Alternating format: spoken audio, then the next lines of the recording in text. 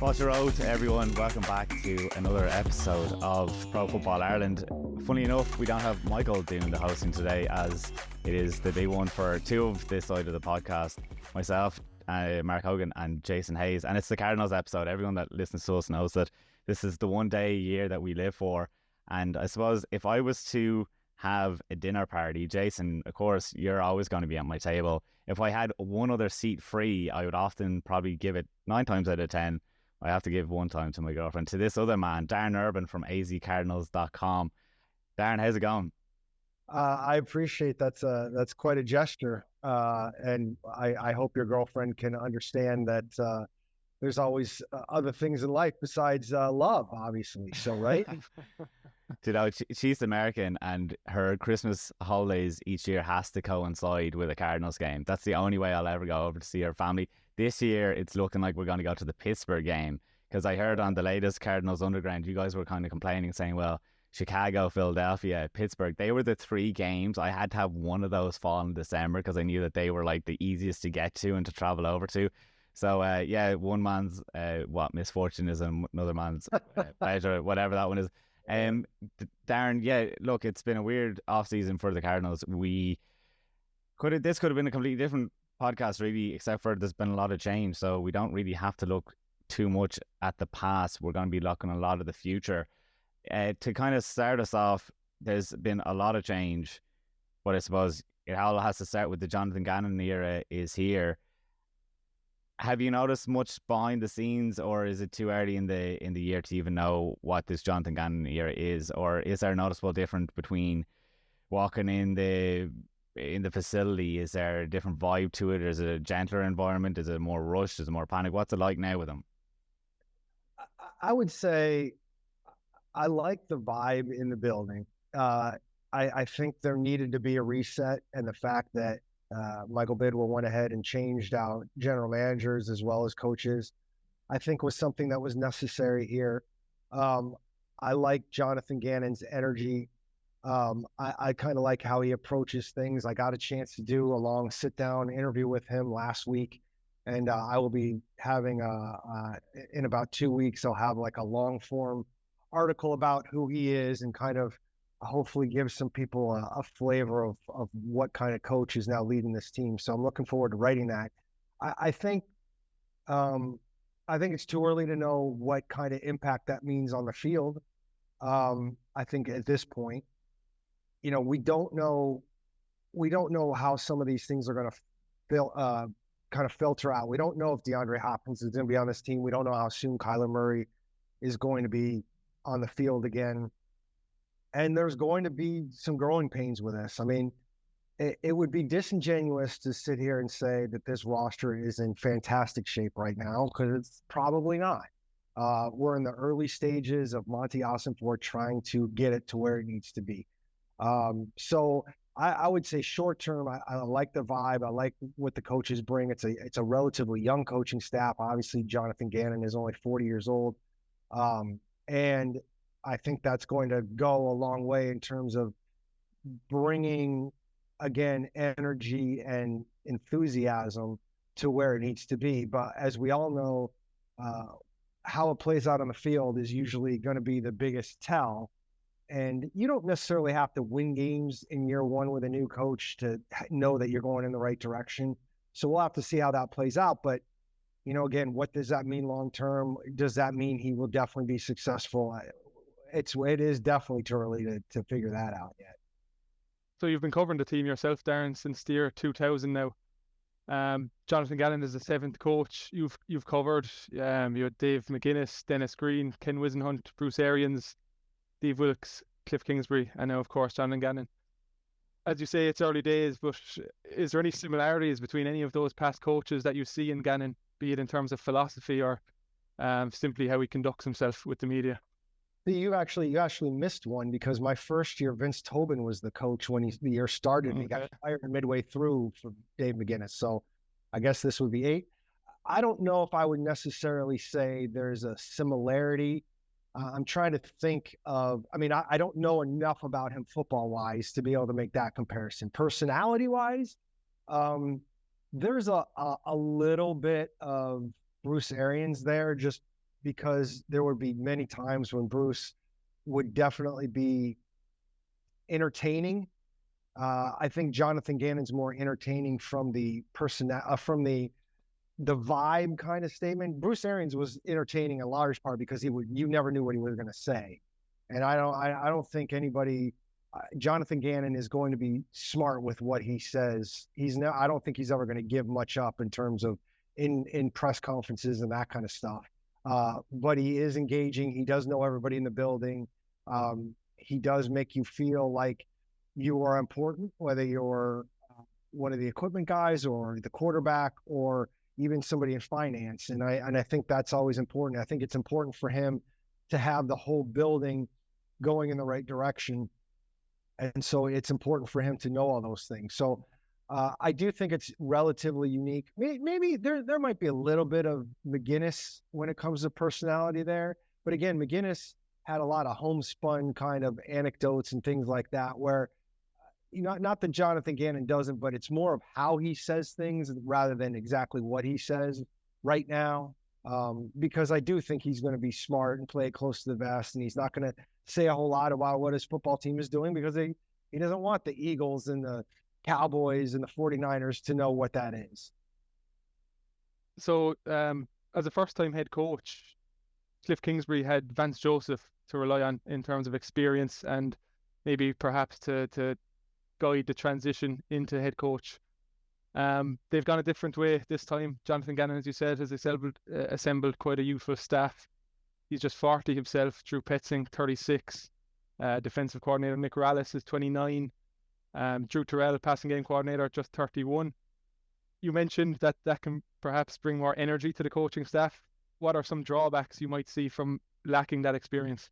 Well, I mean, the obvious one is just the lack of experience. And you're right, there isn't a Vance Joseph on this staff that you're like, okay, that would be automatically where Jonathan Gannon would lean. That being said, Jonathan Gannon's been an assistant in this league for 12, 15 years, whatever it's been.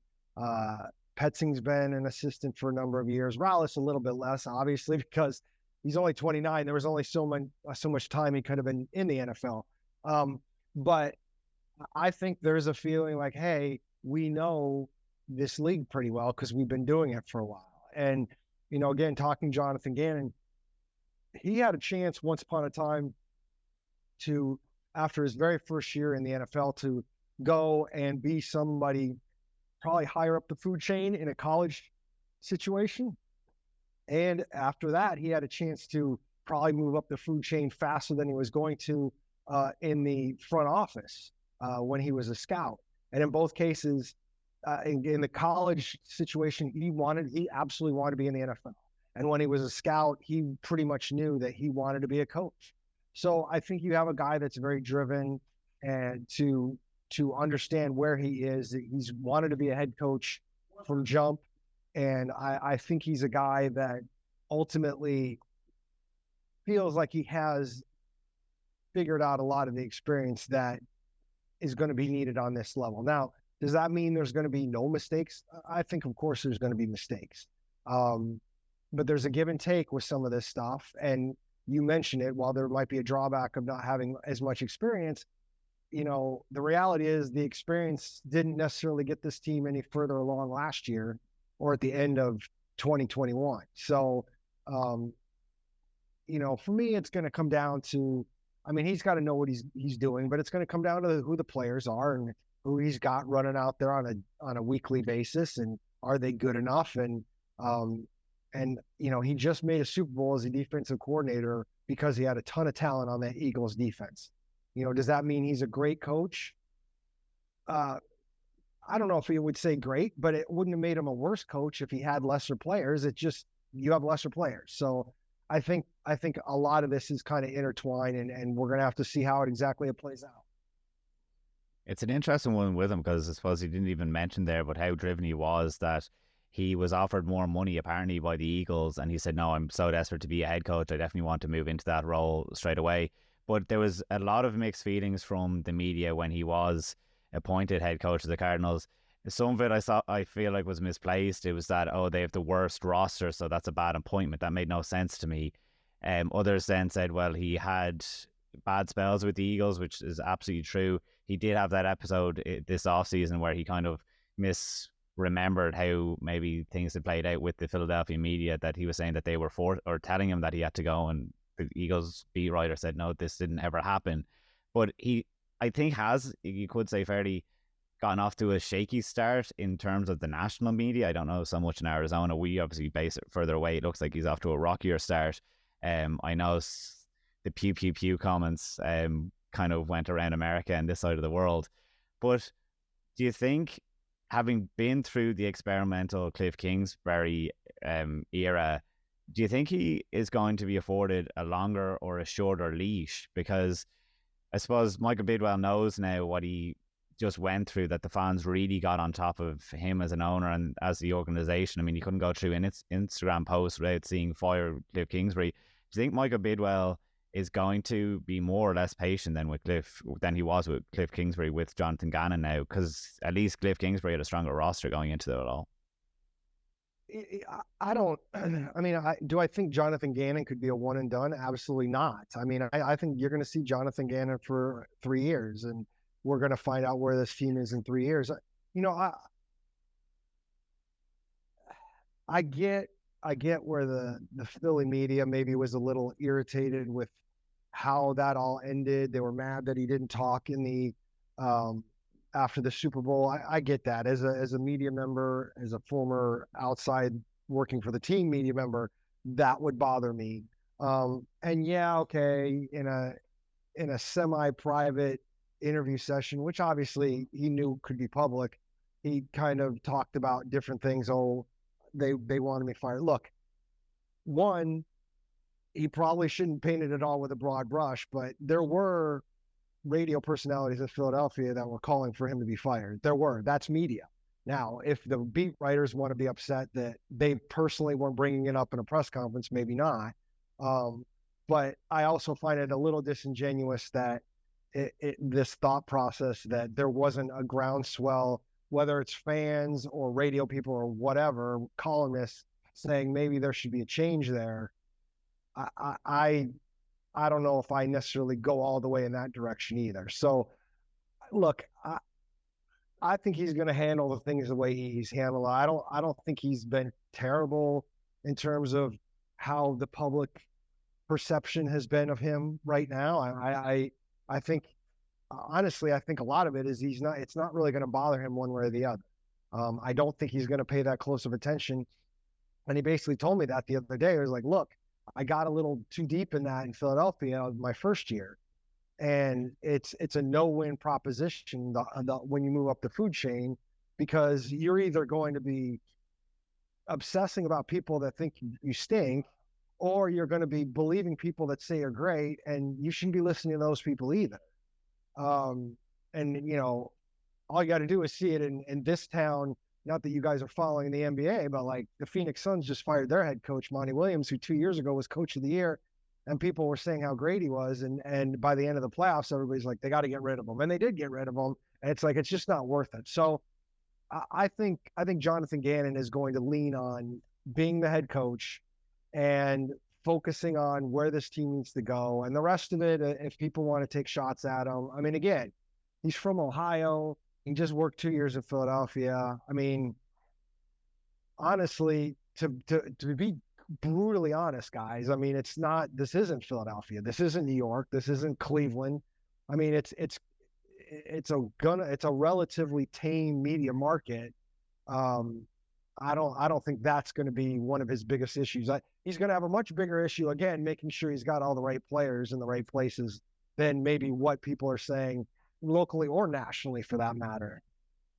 If he wins, nobody's going to care. And if he loses, it doesn't matter if he's the greatest guy working with the media and saying all the right things anyways. He's losing. So again, in the end, it really doesn't matter. And the main man in charge now of getting him those players to put in the right places is, of course, Monti Ossenfort. Right from his opening press conference, Ossenfort emphasised long-term stability and success within the organisation as something he wants to achieve. Perhaps a bit of a step away from the Steve Keim philosophy of every year is all in. How do you think this new approach from Ossenfort has manifested itself so far in the offseason?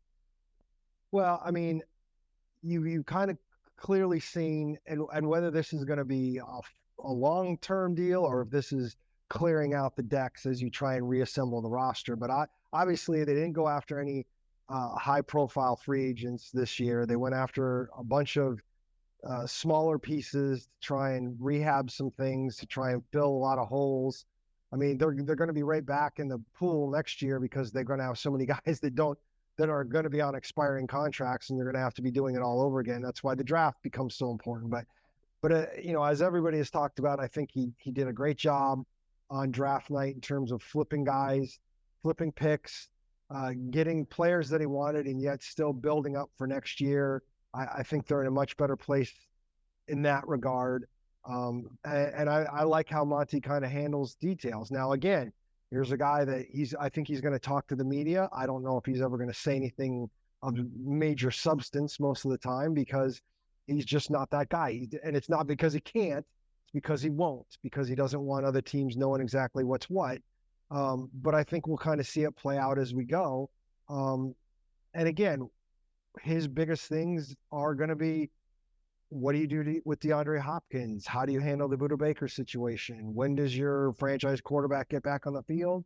And if he does get back on the field and this team super struggles and you have a top 3 pick next year and you have a chance to maybe get another quarterback, what do you do then? I mean, these are the decisions. Those are the biggest decisions that are going to have to be made. And you want to be able to build the rest of the roster as it goes. But ultimately, that's where this team is going to lie, is how you're able to negotiate those giant hurdles, and can you do it in such a way that you come out on the good side of it when it's all said and done.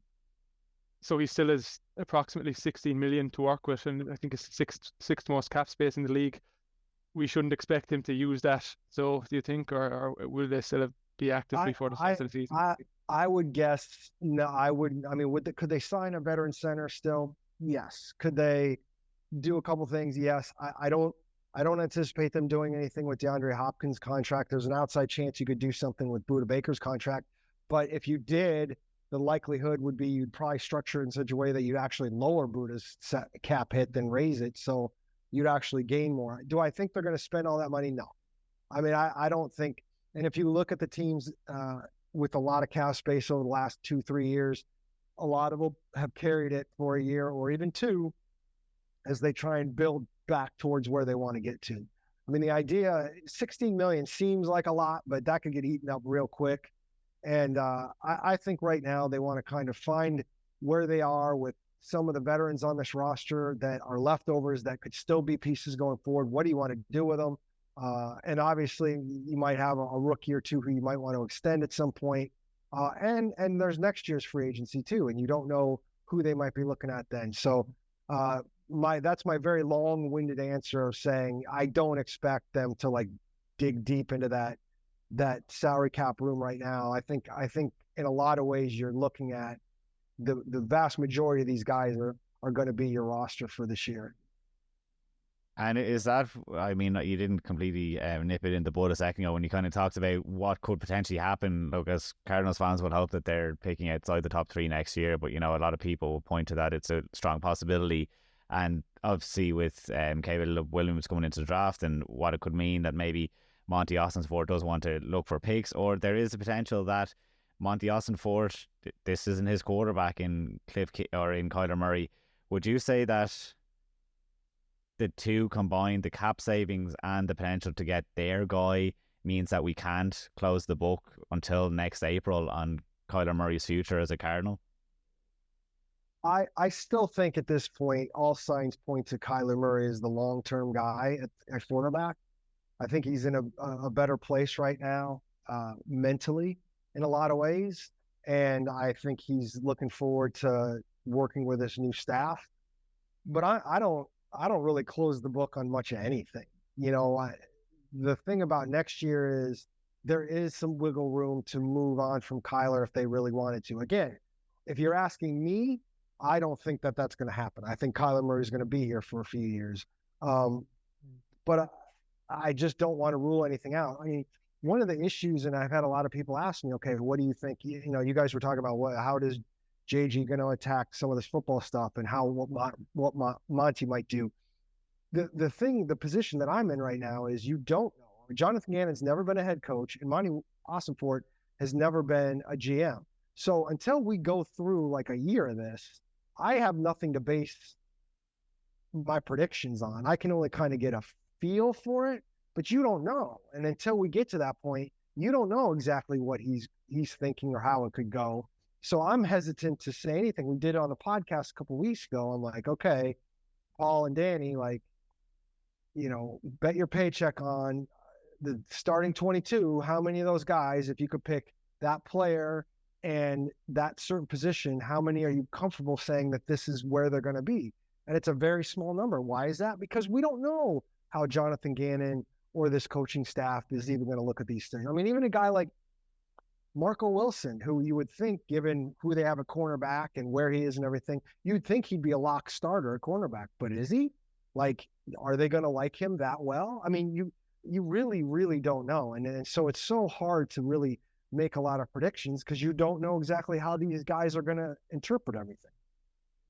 It was definitely an interesting one because I loved how you circle back in the next episode of the podcast. Greg Rosenthal on NFL.com had put out his starting 22 for the Cardinals that apparently he was able to nail it, and Teddy Bridgewater was linked with the Cardinals. So you got to love they know better than us. But going back to Kyler for a minute, you would probably be able to speak to his development and, the national narrative of him. Like, it's again, as a Cardinals fan, it makes your blood boil when you go on and people are making the Call of Duty memes and all. That never gets old. Apparently it does for us. But what can you speak about for his interpersonal development? I mean, there was obviously that big comment by Kelvin Beachum earlier this offseason saying that they need to be able to have grown men conversations in the locker room, and that we as outsiders were all blowing up his comments that he said that Kyler needed to kind of get focused or whatever. Do you think that Kyler is in a place now that he has matured and he's better capable of having those conversations?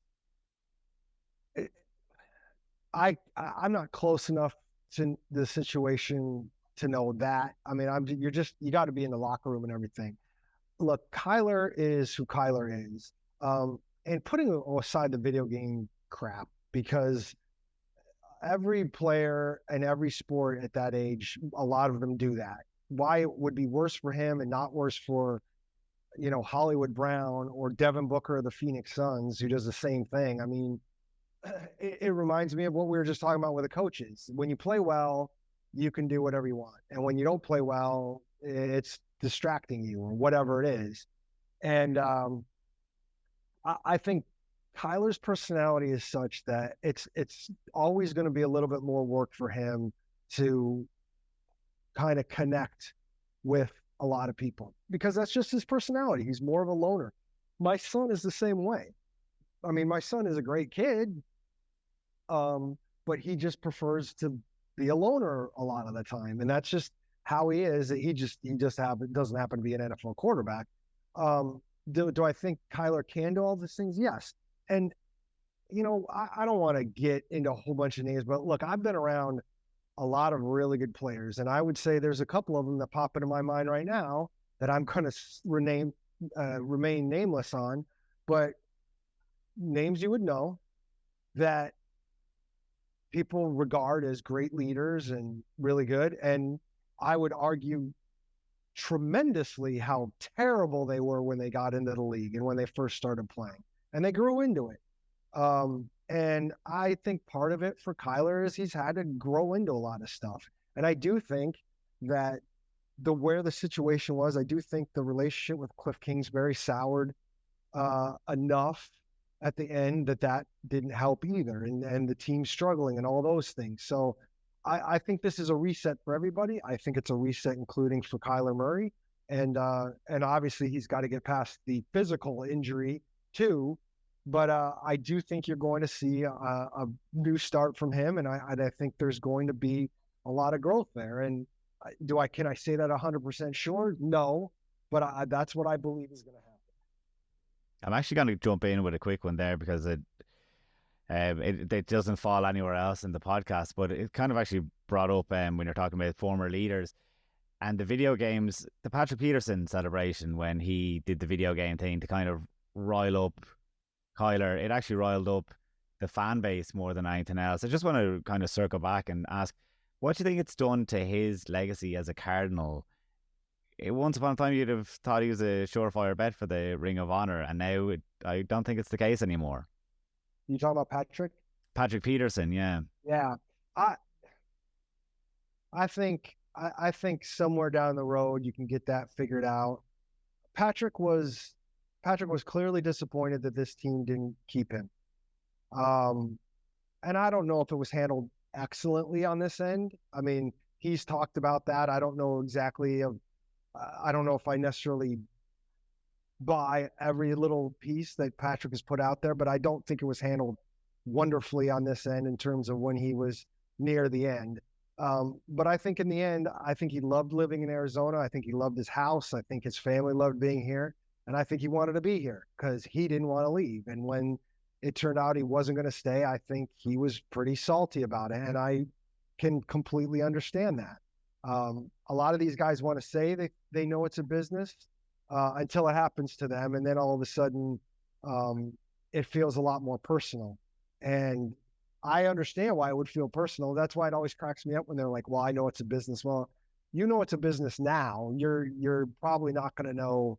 You're not going to want to think that way if it impacts you. But I think Patrick probably could have handled some things better if he wanted to keep himself close with the fan base. And unfortunately, with a lot of things Patrick did his last couple of years, that was already starting to fray a little bit. When he got, especially when he asked for the trade and got suspended, I mean, there was a lot of fans who were on the fence with him, and that really hurt things. So how he is with a fan base and whether he gets in the Ring of Honor, not quite the same thing. I mean, Michael Bidwell will make the decision if he ends up going in the Ring of Honor, but we'll see where that goes. I would hope that Patrick is able to ultimately come back together with this franchise in one way, shape, or form, because he was a great player here for a long time, and I like the guy.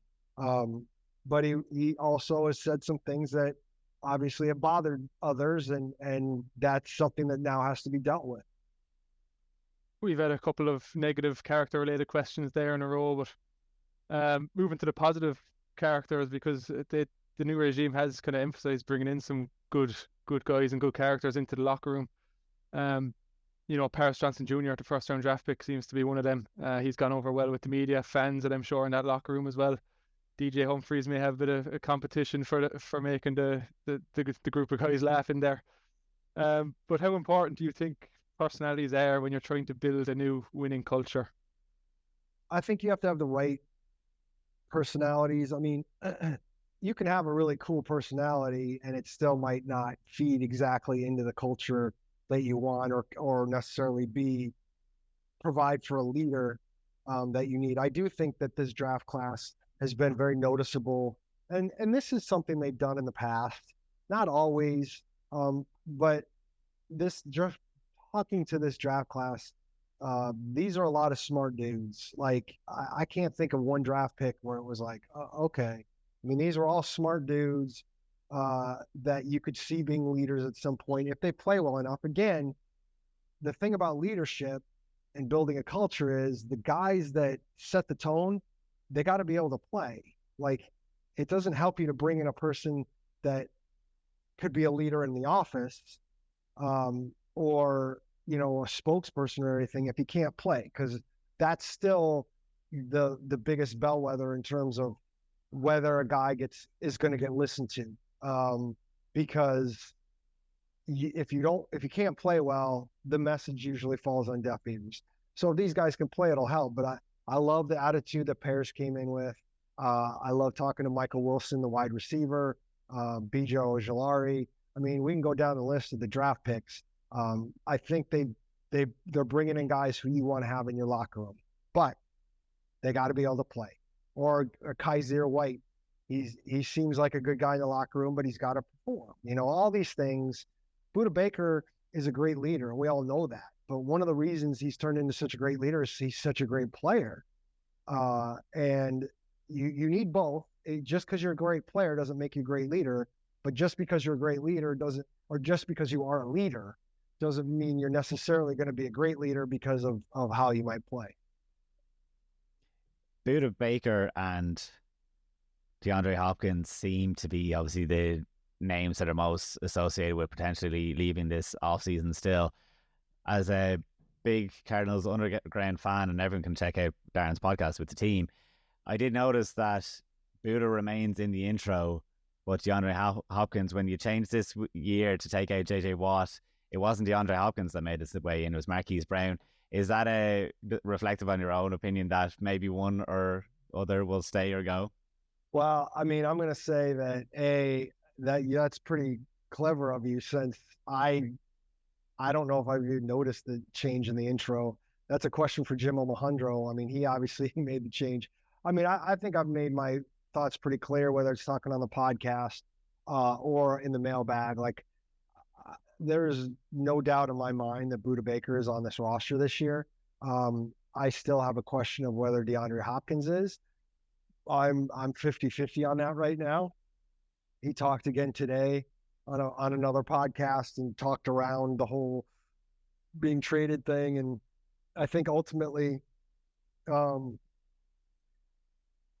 I think that is something that will continue to be explored, but I don't think the team just gives him away.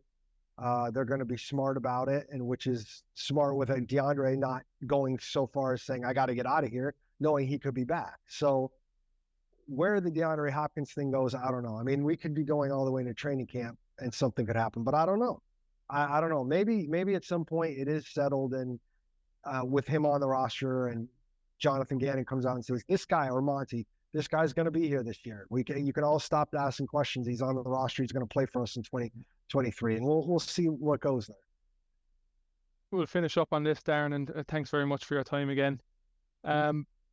Gannon said that Kyler Murray's chomping at the bit to get back out in the field. While we don't know, or at least it's not publicly known, when that will be, do you think that the team has a date in mind or a game in mind at the moment? I don't think they. I don't think there's any way at this point that they could really have an idea. We're still so far out. We're still so far out that it would be kind of, I don't almost say wrong to give a timetable at this point. I know they say they don't want to, and they're not going to want to. Even when they have an idea, they're not going to give out a timetable. But I think right now it would just be wrong. I mean, he is still far off. I mean, he's not going to be doing football stuff anytime soon. I do think he's going to miss games. Now, is there a thing in their head about, okay, we would love to have you back no later than this date, if at all possible? Yeah, I think there's some thought there, and I'm sure Kyler in the back of his head's like, I wouldn't mind getting back by such and such. But you got to be smart. And somebody in my mailbag this coming week, it hasn't been posted yet, it'll be posted Tuesday, was saying, how could he not be back for the beginning of training camp? This is a 6-month injury, and I'm thinking, I've never been around. I mean, I can't speak for like Joe Blow, who blows out his knee and can be back at his office after 6 months. Maybe that's possible, but I've never been around a football player that got back that quickly off an ACL. It just doesn't happen. And it certainly shouldn't happen. I mean, again, you're trying to make sure that Kyler Murray is in a good place when he gets back on the field, because he's going to have 300-pound guys chasing him around, trying to land on top of him. I mean, and he's going to need to run away from them. And the last thing you're doing with an ACL is going side to side and dodging around. I mean, could he do some straight line running right now? I don't even know if he is, but could he? Maybe. But I mean, in terms of going back and forth and then trusting it, and it's just, there's a whole lot there. I've covered way too many guys that have come back from ACL injuries. He's probably not going to be back to normal this year, even when he does come back. That never happens too. Dennis Gardick just talked about that before last season, saying the year before when he came back off the ACL, he was never super comfortable. So I think expectations have to be tampered to a certain extent when it comes to Kyler once he gets back. And when that is, your guess is as good as mine right now. we're going to leave it there before we get too close to home, because I know Jason over here is dealing with his own knee issue, and I know you don't want to hear this. It's going to take more than a year till you feel back to normal. No, say something more optimistic, Darren. I'm dealing with my own ACL tear right now. So sorry to hear that. It's Darren Urban. You can find Darren on Twitter as he uses his way, Cards Chatter, and then of course on the team website. Thanks a million for coming on to Pro Football Ireland, Darren. Appreciate you guys having me. Thank you.